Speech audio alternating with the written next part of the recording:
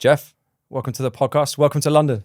Thank you very much, Josh. I want to say how much I appreciate your invitation to join you today. Love being in London. I'm very grateful for the partnership with Trident. Admire what you guys do to help facilitate incredible talent in companies like Silobreaker. And very, very excited to talk to you about Silobreaker and why I'm passionate about the mission. Thank you very much. Cool. So let's start there then. Quick 30 seconds rundown. Who you are, CEO of Silobreaker, obviously, and there'll be links all over this podcast to find you on LinkedIn and YouTube and stuff. But quick rundown, 30 seconds. Terrific. So again, Geoff Brown, CEO of Silobreaker. I've been with the company for the last 6 months and have a varied career across what I think about is the mission space. Intelligence, national security, operations, private sector, cybersecurity, helping large enterprises manage the risk of being successful in this ever-changing, uncertain world. I've spent 15 years in the public sector as a civil servant in many different capacities.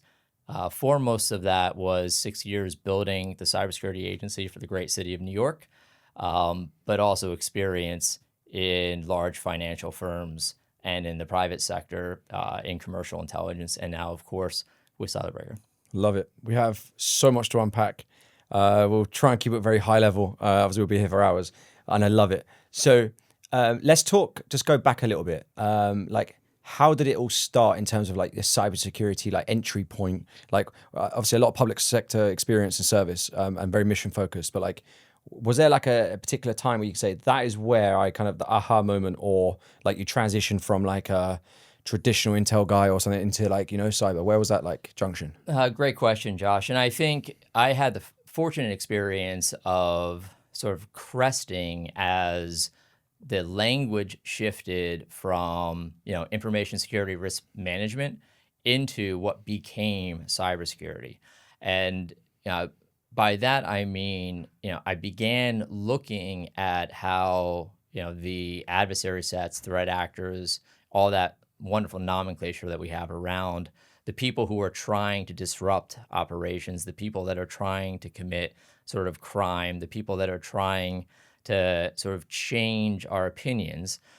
My whole focus from a formative national security background was thinking about those actors, and I crested into cybersecurity as they started to use the internet to affect those age-old schemes, those age-old impacts. So I joined financial services at JP Morgan right when there was the disruption to their outward-facing infrastructure that was perpetrated by what we call the Al-Qassam cyber fighters, which has been since by the Department of Justice in the United States attributed to proxy Iranian actors. So that was my entry point into sort of cybers, looking at the protections that large enterprises needed. And that's going back to 2012. From there, sort of cybersecurity as an industry emerged, secured great enterprise budgets, hundreds of millions of dollars applied against the problem set, protecting payment infrastructure, trying to help executives understand how a criminal from across the world could steal credit card numbers, working then at the same time with international and U.S. federal and even local law enforcement in how they try to identify these actors and begin to build what we call public-private partnerships. So I got into it really not from a computer sciences background, not from an engineering background, from a very different operational perspective. But then, as all of us learned, you need all of those components to build the types of teams that help enterprise navigate this tremendous risk. I'll pause there because, to your point earlier, we could go for hours. But it really, I think the lesson though is, you can come from a lot of disciplines to be able to affect change to help mitigate risk. I happen to come from a formative national security type, intelligence type background, but I wouldn't be where I am today without admiring and working incredibly closely with deep technical talent that has sort of, I've been fortunate enough to be around for the last decade or so. Nice. Okay, can we just kind of narrow in and pinpoint on the you were the CISO of New York City. Sure. And you run that. What administration? Who was it? Who was the? So that was under the de Blasio administration. I spent 6 years working in that administration. It's a wonderful mission, and there's nothing that I don't love more than meeting other public servants who sort of serve the people, you know? And in a city like New York, much like a city like London, much like cities all over the world, you know, the greatest sort of touch point, the most friction, the exciting energy comes when you're sitting across from somebody you don't know, but they live there, they visit there, they do work, a business is there, and you know that the work you're doing is helping them, you know, behind the scenes, have a safe environment to pursue their dreams. New York's all about that. We spent 6 years, literally I started in a basement office in Brooklyn. That's what they gave you. It's all we had is a basement office in Brooklyn, kind of like a garage band, you know? And we built the agency to the point that, you know, it protected 1 million endpoints, you know, over 100 different departments, offices, agencies, over 340,000 identities, all in a single program that served the sort of quietly the successful life of being in New York, because those wonderful agencies have those touch points and their systems had to be protected. I love meeting people who are like super passionate and driven by like helping those that don't know it. Almost. Yeah. So the people that go on the walkway on the way to work just have no idea that there are people in the back in basements. Maybe not anymore, but we moved from the basement. From the shadows. To just like there's stuff that you guys would have intercepted, blocked, cut off, removed pathways, domain takedown, whatever it took, right? They're just not in the public knowledge, and rightly so, right? Otherwise it'd be pandemonium and chaos and panic. Imagine that's on the front page of the news every morning. Yeah, I used to say, as the program matured, I would say this with a lot of admiration for the team that we built.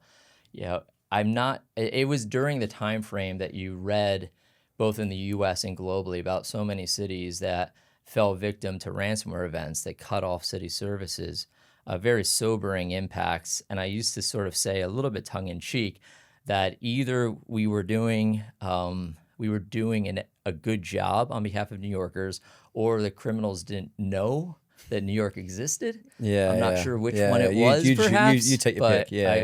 I give credit to the teams that still do a wonderful job each and every day defending that fantastic city. I love it. So your background, we'll roll into Silobreaker. Sure. But like I say, it's quite unique. But like if you kind of the combination of national security into fintech or financial services, then into kind of traditional kind of CTI but product side of like your recorded futures of the world, and then instant response, and now kind of like up to kind of chief exec and running a business that's of healthy kind of revenue and it's very mature, right? Not without its problems and changes and uniqueness. Like that's rare in terms of like the combination of like we get a lot of requirements now for chief exec searches that are like, hey, I want a revenue leader or I want a very particular type. It's like, well, how about like a combination and like a culmination of like this career into one, which is obviously what landed you the job at Silobreaker, right? When we spoke to Chris Manson and the team there. Yeah, fantastic team. Yeah, brilliant team. So tell us kind of like, so you joined last summer, July, August, 6 months on the job.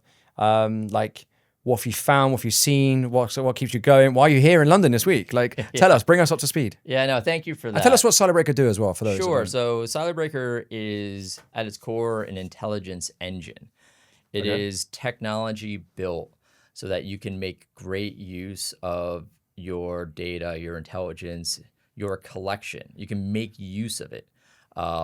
We have the ability to run analytics across huge volumes of data at speed, and then of course bringing sort of the most modern technologies, the most modern ability to run against structured data, run analysis, run sort of artificial intelligence, and do that not in a freewheeling way, not in a way that an analyst can't see their provenance of their sourcing, but in a way that is really patterned by structured analytical methodology.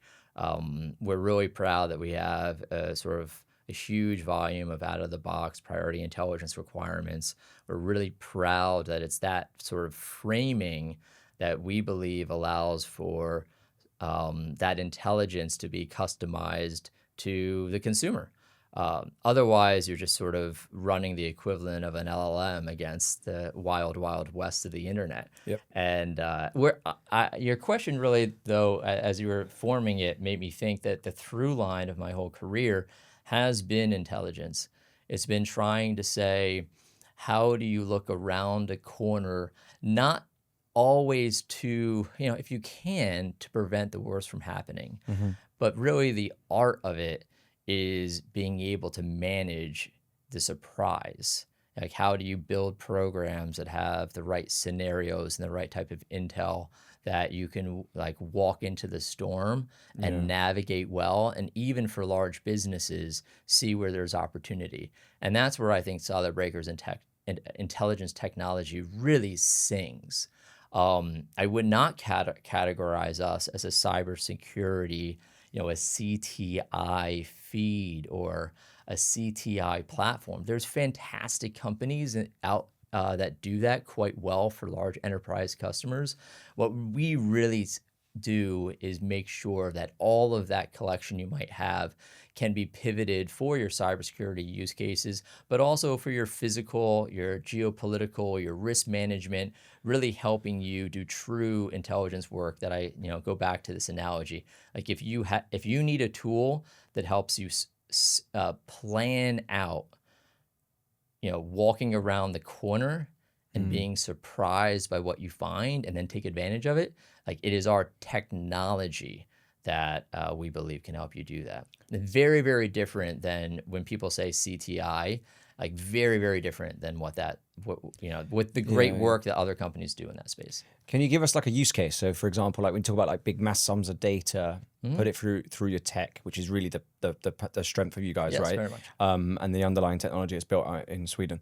Like tell us, like, give me a use case. Like, what kind of data would I put into the Silobreaker? What are you guys looking at? And then you can then do something with that and gives me something to do, like an action point. Sure. So I'm glad you mentioned Sweden, because it's cool to brag on Silobreaker being one of that sort of like, you think about the ingenuity coming out of Sweden. It's like the Swedish tech mafia as opposed to particularly in intelligence. Yes, particularly in intelligence. Engineering-driven intelligence. Yes. It comes out of Sweden. That's right. And UK headquartered, but operating globally. I think the best way to think about what Silobreaker can do for an organization is help you, ask sort of better questions. If you're an organization that says, we have a risk profile that needs to be adjusted based on sort of the cyber threat landscape, based on emerging events, based on sort of our market presence in certain regions that might have, instability, or might have just even executives traveling into those areas.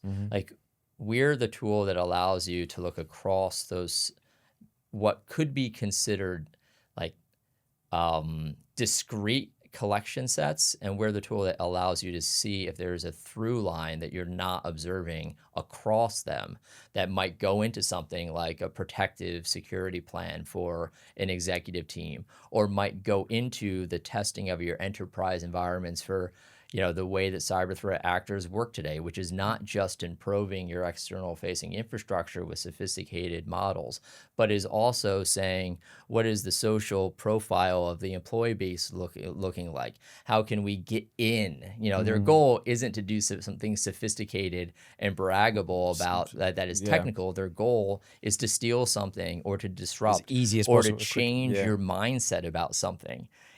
That, like, being able to identify that can come through sort of the marrying of all these data points. It's in the name. I mean, sometimes I joke that there's so many companies across technology that have names that mean nothing of what they do.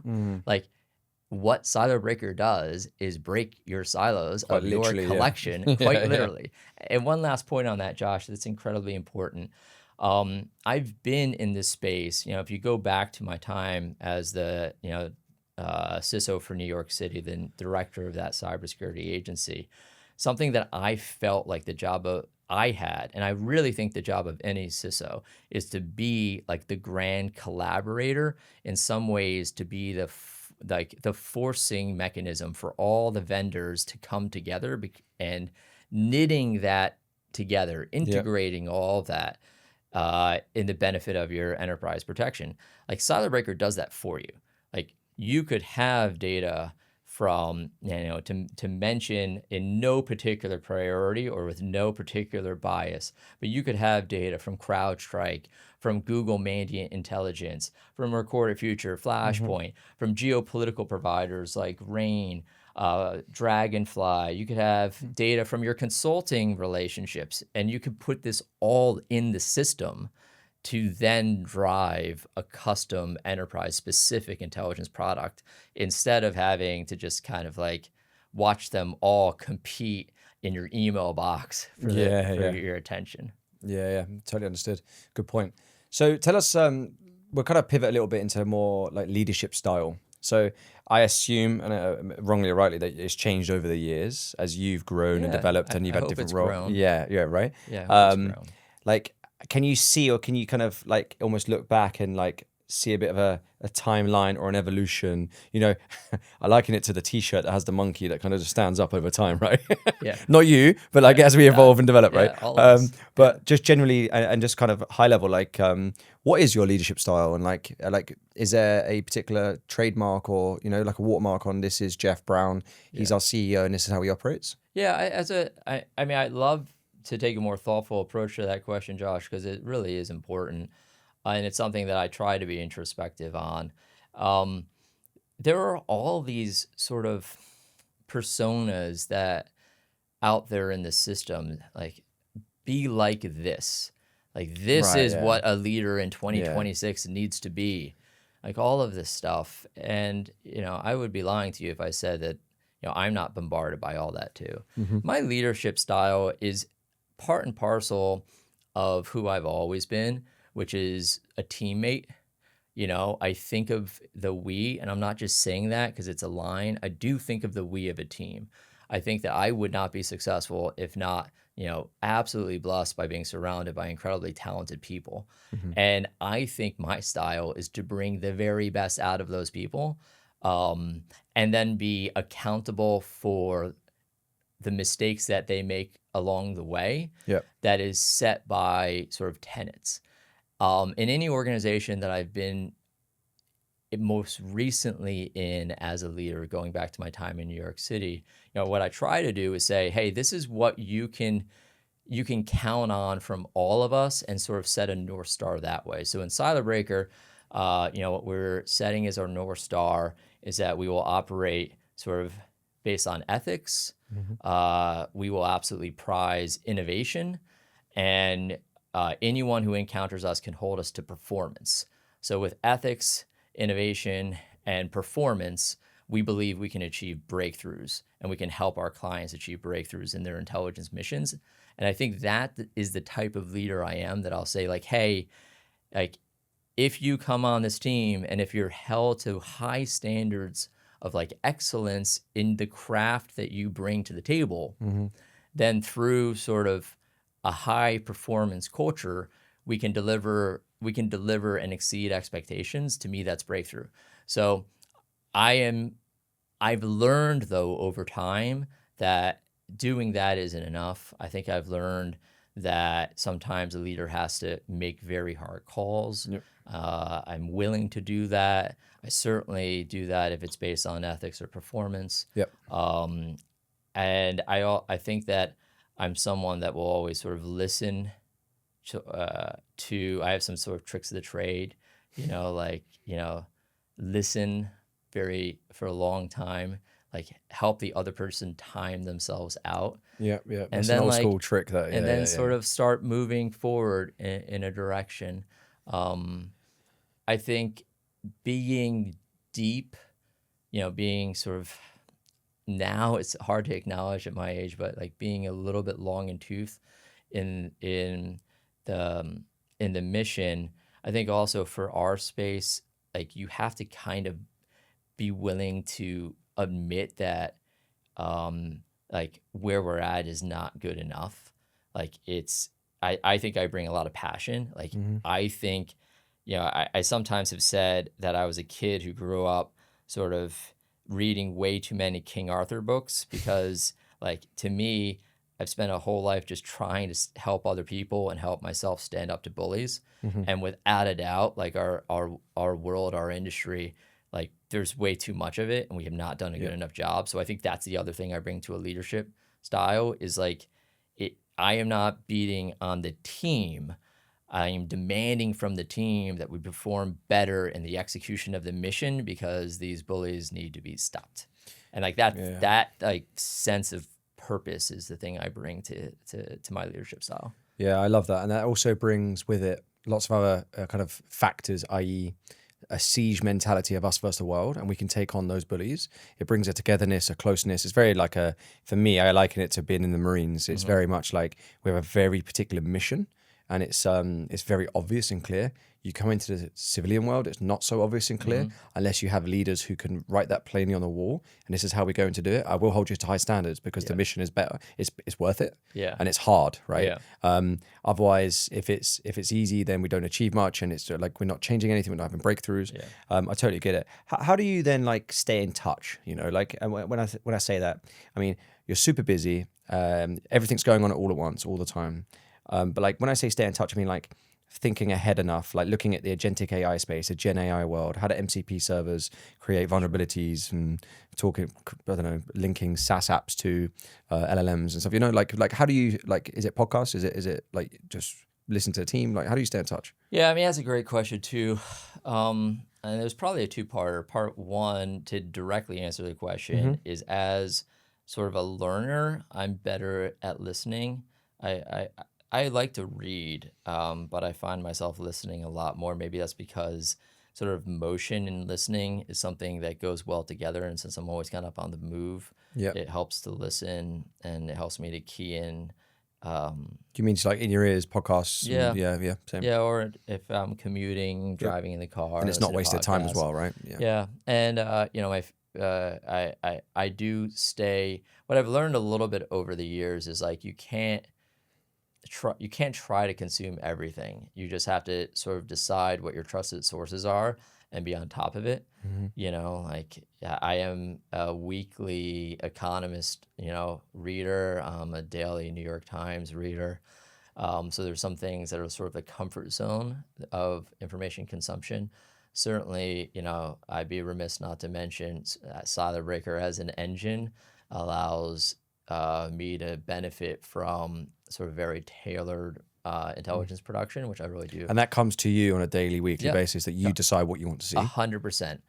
Tailored. 100% tailored. I'm fascinated by the emergent defense technology space. So I have through Silobreaker sort of not just a dashboard and custom analytics that give me information on it.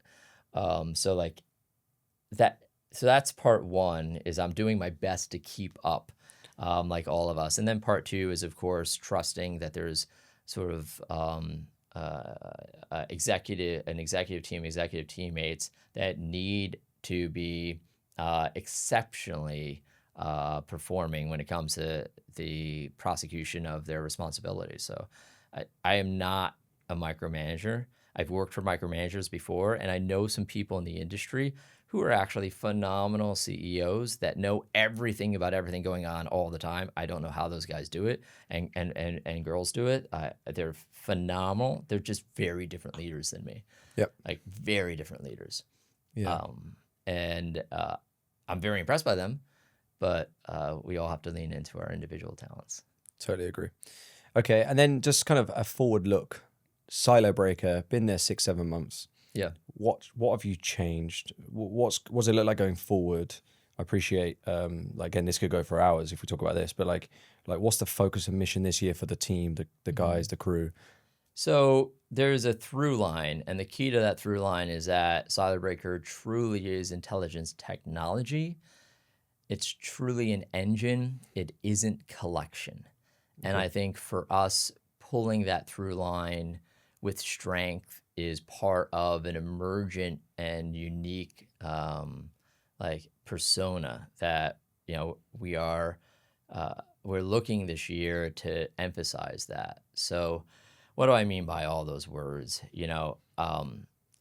I think that through line being intelligence itself can allow us to be the type of technology that is at the forefront of where analysts need to go, where the connectivity between the specific and customized production of an intelligence product that is specific and customized for enterprise concerns, creating actual relevant connection between the individuals doing that hard work and the people making decisions in the organization. Like that is where our technology sits. We can do that for our customers, and we're going to say that very loudly. And additionally, this isn't just, as I said earlier in our conversation, a cyber threat intelligence conversation. This is an all hazard, all risk conversation. So when I think about that, I'm saying where the company is driving for this year is being pretty provocative in how we talk about who we are and what we do. Not trying to get lost in the sort of the categories of collection and feeds and intelligence, research, et cetera.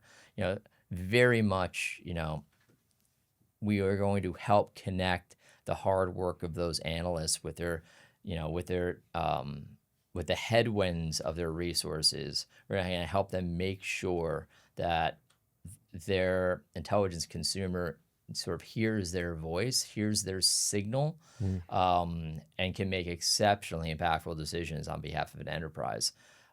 That's a different thing, I think. Is us being at the forefront of where like commercial and government intelligence via the application of modern technologies. You mentioned MCP, like artificial intelligence, those models. Like we're at the forefront of helping make sure that human and machine connection is absolutely singing, as opposed to this narrative that the machines will make the human irrelevant.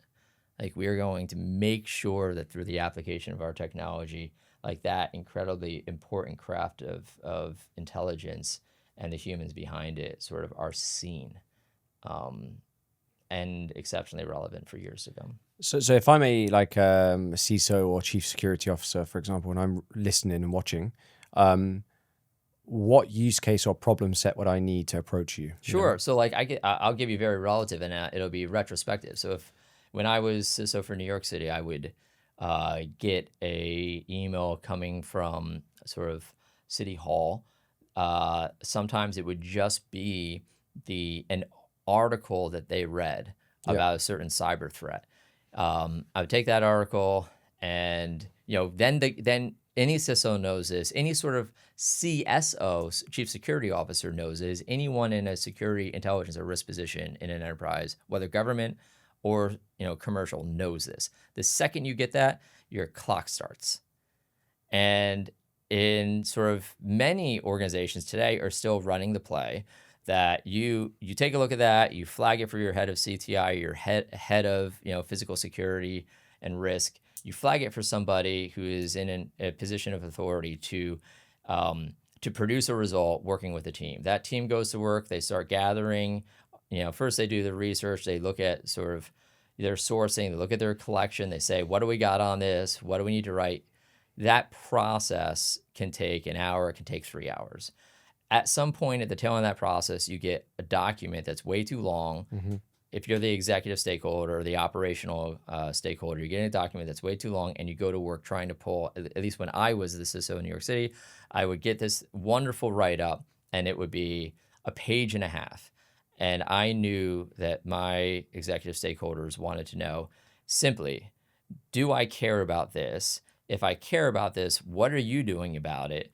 And do you need me to tell someone to do something in order to make this go away? Like that's kind of the one sentence an executive needs. That whole process could take, say, 4 hours. With Silobreaker, you can do that like in seconds. Yeah, so speed and then a directive. And it's not just like as if someone out there could say, well, I can go to ChatGPT, I can go to Claude, I can go to Google, I can write that question in there. You can't do that and then have provenance on your sourcing. You can't do that and have it sourced to the things that your intelligence team has already produced. Yeah. You can't do that in a way that it is the sort of that it is all the equivalent of taking your bespoke library, your bespoke curated set of requirements, and then produce the thing. Then you're just asking sort of the open internet, like what it thinks about a thing, and we know all the problems therein. Yeah. Makes sense. Makes sense. Lightning round. Cool. Quick fire questions. Yeah. Ready? Oh, this is going to be a tough one. Books or podcasts?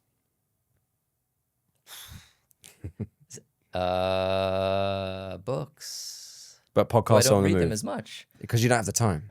Yeah. But you enjoy it. Like I'm going holiday straight through a book in a week, easy. But then at home, it's one book could take a quarter because it's just bite size because of time. But enjoy a book more. Yeah, I enjoy a book more, of course. Cold plunge or sauna? Ha! Cold plunge. You're Without a the doubt. only person that's in the last 5. I am? Yeah, Oh, good you grief. animal. Skiing or snowboarding? Snowboard. That's So I can ski too. Mac or Windows? Mac. Ooh, you're in the UK, remember? Tell us your coffee order.